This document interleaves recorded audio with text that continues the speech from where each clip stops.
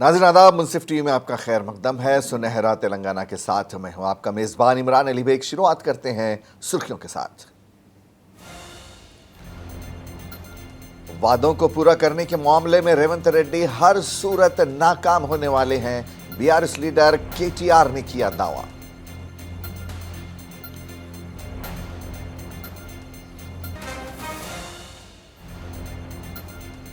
Phone tapping case में मुलजिम साबिक डीसीपी राधा किशन राव की रिमांड में 12 अप्रैल तक तौसी। नामपल्ली अदालत में पेशी से पहले उनका मेडिकल मुआयना किया गया। तेलंगाना से कांग्रेस राज्यसभा रुकन के बतौर रेणुका चौधरी ने लिया हलफ। चौथी बार राज्यसभा रुकन बनी है सीनियर लीडर।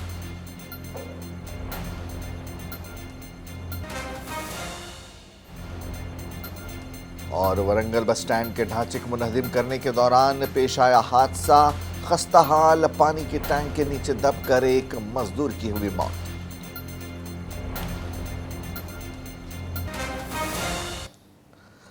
तेलंगाना में बीआरएस दौरे हुकूमत के फोन टैपिंग केस की जांच में पेशरफ्त होती ही जा रही है। टास्क फोर्स के साबिक डीसीपी राधा किशन राव, इंस्पेक्टर गट्टू मल्लू और एसआई मल्लिका अर्जुन समेत कई दीगर अफराद के खिलाफ केस दर्ज कर दिया गया है।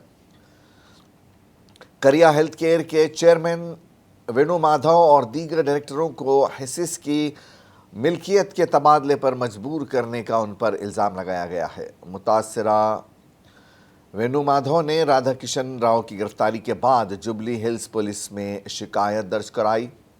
आईपीसी की दफ़ा 120, 341, 365, 386 और 120B के साथ साथ दफ़ा 34 के तहत मुकदमा दर्ज किया गया है। फोन टैपिंग केस में मुलजिम साबिक डीसीपी राधा किशन राव का तिब्बी मुआयना गांधी दवाखाने में किया गया, जिसके बाद नामपल्ली कोर्ट के एडिशनल चीफ मेट्रोपोलिस मजिस्ट्रेट के सामने उन्हें पेश किया गया। अदालत ने उनकी रिमांड की मुद्दत 12 अप्रैल तक बढ़ा दी है।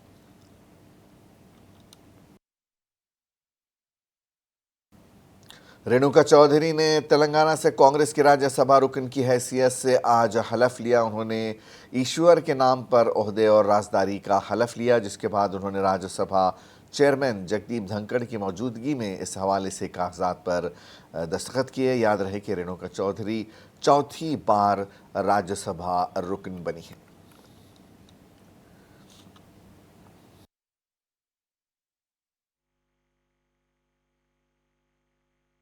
मैं रेणुका चौधरी, जो राज्यसभा की सदस्य निर्वाचित हुई हूं, ईश्वर की शपथ लेती हूं कि मैं विधि द्वारा स्थापित भारत के संविधान के प्रति सच्ची श्रद्धा और निष्ठा रखूंगी।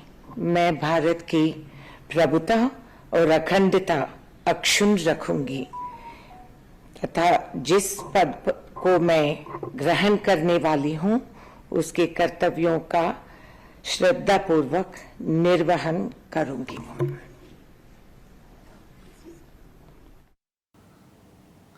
मोनूगोडू एमएलए कोमट रेड्डी राजगोपाल रेड्डी की रिहाइशगाह पर आज एक अहम मीटिंग हुई, जिसकी सदारत चीफ मिनिस्टर रेवंत रेड्डी ने की।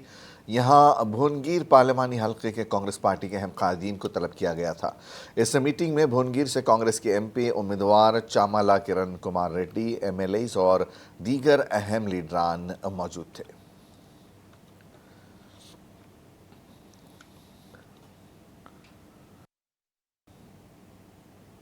बीआरएस लीडर केटीआर ने दावा किया है कि रेवंत रेड्डी हर सूरत नाकाम होने वाले हैं। केटीआर का कहना है कि रेवंत रेड्डी ये हकीकत जानते हैं क्योंकि वो किए गए वादों को पूरा नहीं कर सके हैं।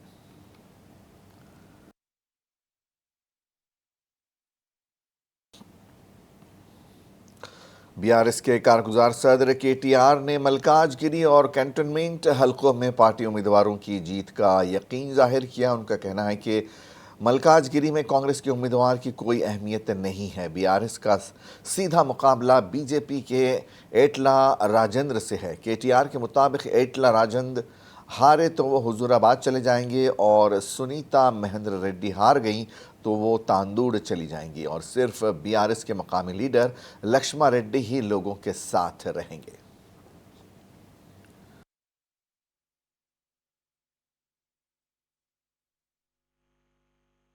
బీజేపీ పార్టీ ఇక్కడ ఈటెల రాజేందర్ గారు హుజూరాబాద్ లో ఓడిపోయిండు, గజ్వేల్ లో ఓడిపోయిండు, ఇలా తీసుకొచ్చి మల్కాజ్గిరిలో నిలబెట్టిండు. ఇక్కడ నిజంగా చెప్పాలంటే కాంగ్రెస్ డమ్మీ అభ్యర్థి మన పోటీ ఈటెల రాజేందర్ తో బీజేపీతోనే ఉన్నది. ఒక్క మాట దయచేసి ఆలోచించండి. రేపు తెల్లారి ఈటెల రాజేందర్ గారు పార్లమెంట్ ఎన్నికల తర్వాత ఓడిపోయిన తర్వాత ఇక్కడ ఉంటాడా, హుజూరాబాద్ పోతాడా? ఇక్కడ ఉంటాడా, హుజూరాబాద్ పోతాడా? మళ్ళా మరి అట్లాంటి నాయకుడు మనకు అవసరమా? సునీతా మహేందర్ రెడ్డి ఓడిపోయిన తర్వాత ఇక్కడ ఉంటుందా, మళ్ళీ తాండూరు పోతుందా? మళ్ళా తాండూరు పోతుంది. ఒకలేమో హుజూరాబాద్ పోతారు ఓడిపోయినాక, ఇంకోలేమో తాండూరు పోతారు. ఇక్కడనే ఉండే పక్కా లోకల్ నాయకుడు, మీ పక్కనే ఉండే నాయకుడు మన నాయకుడు రాగిడి లక్ష్మారెడ్డి గారు అనే మాట నేను మీకు విజ్ఞప్తి చేస్తా ఉన్నా. ఇంకొక మాట, परगी के एमएलए राम मोहन रेड्डी ने बीआरएस लीडरों को जमकर तनकीद का निशाना बनाया। उन्होंने चीफ मिनिस्टर रेवंत रेड्डी पर हरीश राव के तबसरों की सख्त मजम्मत की। उन्होंने चड्डी गैंग वाले बयान पर कहा कि बीआरएस ने ही रियासत को चड्डी गैंग की तर्ज पर लूट लिया। राम मोहन रेड्डी का इल्ज़ाम है कि बीआरएस क़यादत ने बीजेपी के साथ खुफिया मुआहिदा कर रखा है।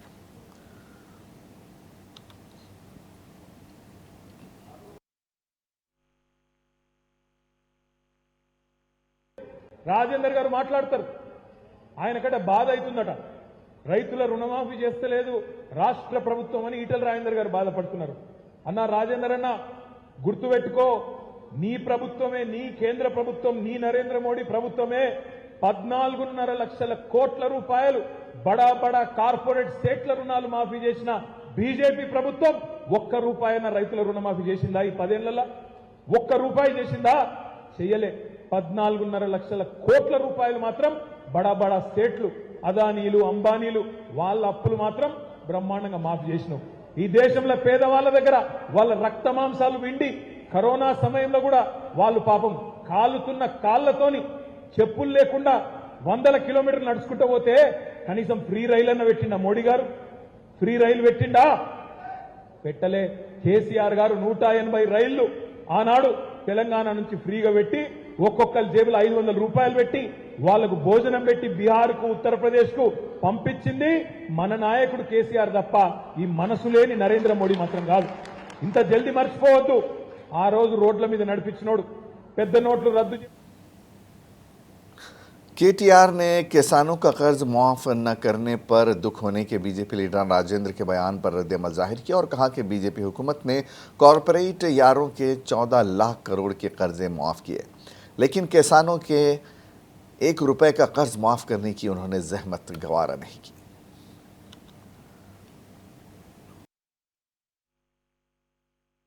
రాజేందర్ గారు మాట్లాడతారు, ఆయనకంటే బాధ అవుతుందట. రైతుల రుణమాఫీ చేస్తలేదు రాష్ట్ర ప్రభుత్వం అని ఈటెల రాజేందర్ గారు బాధపడుతున్నారు.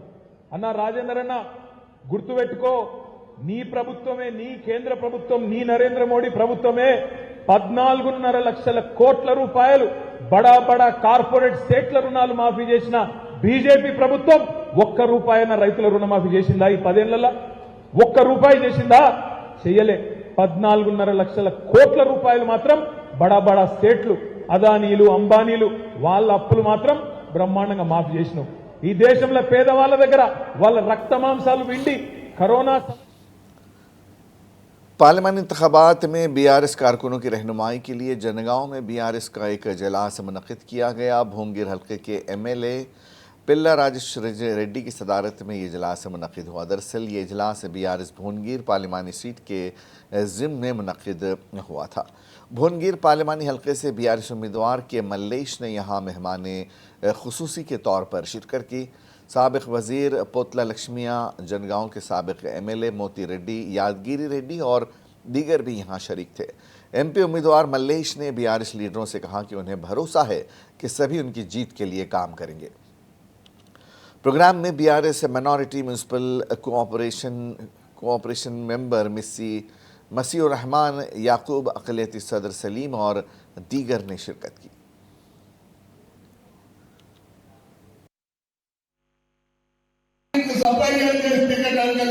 చిన్నప్పటి సంది రాజు తీసుకొని బస్సులో కొట్టే దానికెళ్ళి నేను రాజకీయాలకు వచ్చిన నేను మధ్యాహ్నం ఉంటా మీ మధ్యాహ్నే 24 గంటలు నాకు వ్యాపారాలు లేవు, వేరే వృత్తి లేదు. నేను చిన్ననాడు చదివి రాజకీయాలలో ఉన్నా. సోదరి నన్ను అన్నది, ఆమె బాధ చెప్పింది, అక్క ఆ మాట నేనే అనేటువంటి చోపుడుగా అనేటువంటి ఎక్కువ నేను అనేటువంటి నాకు అన్ని విషయాలు తెలుసు. సోదరుడు శ్రీనివాస్ రెడ్డి కూడా బాగా బాధపడు అన్నాడు. నీలాంటి బాధ నేను 34 సంవత్సరాలు అనుభవించి మీ మధ్యాహ్నం వచ్చిన మీ అందరికీ కూడా నేను ఎప్పుడు కూడా కార్యకర్తలు మీ శ్రమ వల్లనే మేము గెలిచి ఎంపీ అవుతాం, మీ పట్టుదల వల్లనే గెలిచి ఎంపీ అవుతాం. మీ సంక్షేమం కోసం, మీ ప్రాంత అభివృద్ధి కోసం, ఈ రాష్ట్ర అభివృద్ధి కోసం కేసీఆర్ గారి నాయకత్వంలో మీ కష్టంతో ఎంపీని ఈ ప్రాంత ప్రజలకు అందుబాటులో ఉంటా.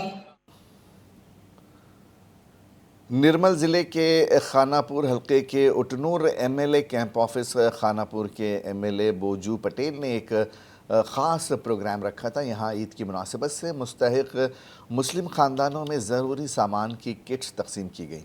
इस मौके पर एमएलए बोजू पटेल ने कहा कि ईद पर मदद के सिलसिले में ज़रूरतमंद मुसलमानों की एक फ़हरिस्त बाज़ाब्ता तैयार की गई थी। उटनूर में अपने शौहरों से महरूम हो चुकी अकेली ख़वातीन में राशन किट्स तकसीम की गई। उन्होंने बताया कि वो पूरे हल्के में इंतहाई मायूस कुन हालात का शिकार 500 ख़ानदानों में ज़रूरी किट्स तकसीम कर रहे हैं। बोजू पटेल ने मुखैर हजरात से कहा है कि वो आगे आएँ और ऐसे लोगों की मदद करें।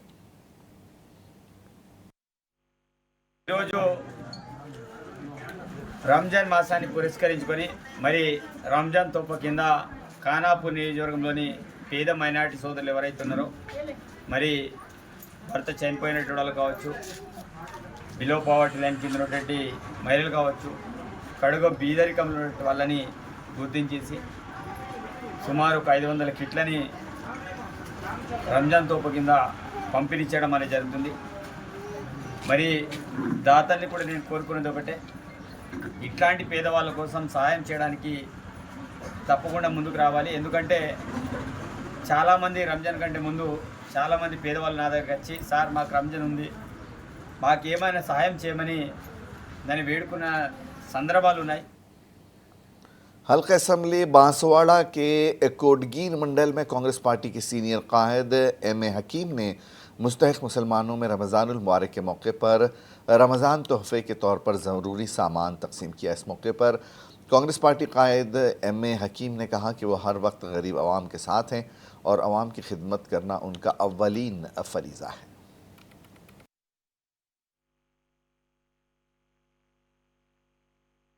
आज 29 रमज़ान में हकीम साहब अपने तरफ से गरीब लोगों के लिए डिस्ट्रीब्यूशन के लिए चावल, दाल, हल्दी, मिर्ची, नमक डिस्ट्रीब्यूट करे। अल्लाह इनकी कमाई में बरकत दे, इनको कामयाब करे।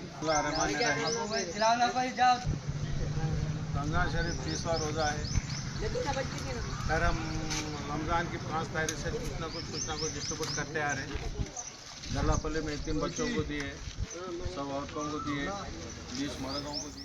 वरंगल बस स्टैंड के ढांचे को मुनहदिम करने के दौरान एक सानेहा पेश आया है। बस स्टैंड पर पानी के टैंक को गिराने के दौरान मलबे में एक मजदूर दबकर फौत हो गया। महलूक का नाम बोंता रवि बताया गया है। मौके पर ही दम तोड़ देने वाले मजदूर की लाश को MGM दवाखाने के मुर्दाखाने ले जाया गया। मुतवफ़ी पिछले 5 सालों से गरीब नगर में मुकीम था। उसे 2 बेटे हैं। यहाँ टैंक खस्ता हाल होने पर उसे गिरा दिया गया।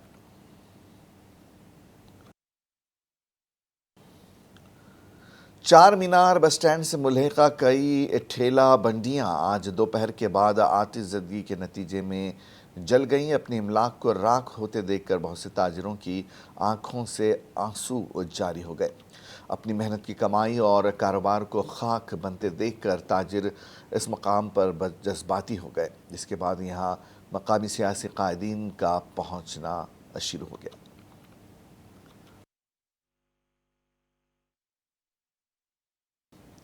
साइबराबाद कमिश्नरेट में SOT राजेंद्र नगर की टीम ने सनत नगर बस स्टैंड पर गैर कानूनी तौर से मनशियात को मुंतकिल करने वाली एक टोली को गिरफ्तार कर लिया। पुलिस ने उनके कब्जे से 4 ग्राम MDMA और 5 ग्राम गांजा और दीगर अशिया जब्त की।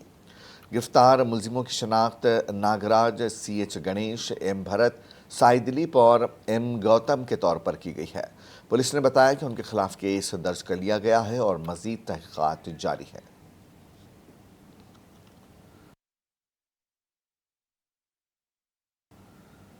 करीमनगर पुलिस ने गैर कानूनी तौर पर मुंतकिल किए जा रहे चावल को जब्त कर लिया है। अवामी तकसीम निज़ाम के चावल के मामले में पुलिस ने 3 अफराद के खिलाफ मुकदमा दर्ज किया है। Karimnagar rural inspector A Pradeep Kumar ने बताया कि ration shop dealer B अंजिया PDS चावल को ज़्यादा कीमत पर फ़रोख्त करने के लिए राइस मिल्स को मुंतकिल कर रहा था। करीमनगर स्पेशल ब्रांच और रूरल पुलिस ने इत्तला पर अपनी मुश्तरका कार्रवाई के ज़रिए चावल जब्त कर लिया। प्रदीप कुमार ने कहा कि इस मामले में ration shop dealer Anjaiah, rice mill के मालिक संतोष रेड्डी और ऑटो ट्रॉली के ड्राइवर के खिलाफ मुकदमा दर्ज कर लिया गया है और इस ज़िम्मे में मज़ीद तहकीकात जारी है।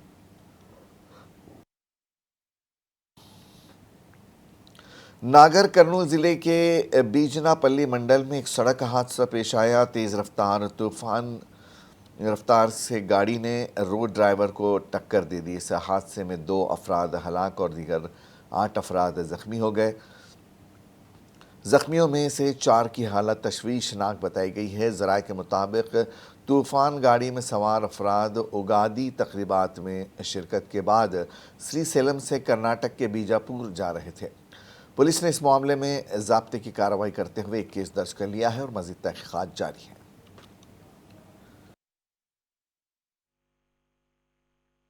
उसके लिए वो गलत हो गया। कर्नाटक कहाँ से आ रहे हैं आप? कर्नाटक तो सीसम से इधर आ रहे हैं। किधर जा रहे? इधर बीजापुर जा रहे हैं, बीजापुर तो। अच्छा, कितने आदमी थे आप? 9 आदमी है। अभी तो एक्सपायर हो गया। हाँ, तो 8 आदमी को ले गया। अच्छा फैमिली है। हम ममतापुर शंकर ममतापुर। तो उसको सिग्नल है क्या नहीं है? सिग्नल नहीं है वो सिग्नल। నా పేరు మహేష్. 108 కాల్ వచ్చింది. మేము వనపర్తి డిస్ట్రిక్ట్ నుంచి బిన్నపల్లికి వచ్చాము. బిన్నపల్లి నుంచి నార్కల్కి షిఫ్ట్ చేసాము. ఎంతమంది 8 మెంబర్స్ ఇంజూరీ? అసలు ఆల్రెడీ ముందు వచ్చింది ఒక వెహికల్, సెకండ్ వెహికల్ మాది. और చనిపోయినారు. ఇంజూరీ 8 మంది. वरंगल पार्लिमानी हल्के से कांग्रेस पार्टी के उम्मीदवार डॉक्टर कड़ियम काव्य ने इफ्तार पार्टी में शिरकत की। वरंगल पार्लिमानी हल्का इंचार्ज विपरकाला के MLA R प्रकाश रेड्डी के हमरा ग्रेटर वरंगल के 16वें डिवीज़न के जानी पीरी में मुनक्किदा दावत इफ्तार में काव्य शरीक थी। इस मौके पर काव्य ने कहा कि चीफ मिनिस्टर रेवंत रेड्डी की क़यादत में कांग्रेस हुकूमत अक़लियतों की फलाह व बहबूद के लिए काम कर रही है। उन्होंने मुसलमानों की तरफ से आशीर्वाद तलब किया और मजहबी हम आहंगी के लिए ऐसे इक़दाम की ज़रूरत पर जोर दिया।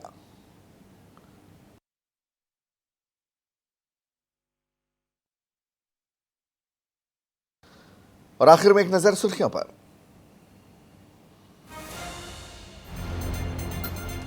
वादों को पूरा करने के मामले में रेवंत रेड्डी हर सूरत नाकाम होने वाले हैं। BRS लीडर KTR ने किया दावा।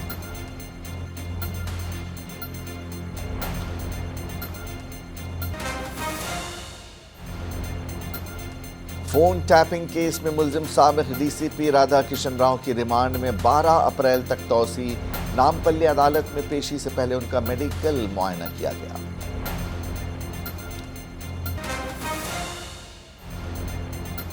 तेलंगाना से कांग्रेस राज्यसभा रुकन के बतौर रेणुका चौधरी ने लिया हलफ।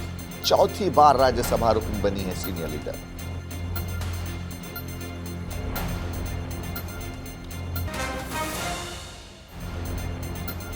और वरंगल बस स्टैंड के ढांचे को मुनहदिम करने के दौरान पेश आया एक हादसा। खस्ताहाल पानी के टैंक के नीचे दबकर एक मजदूर की हुई मौत।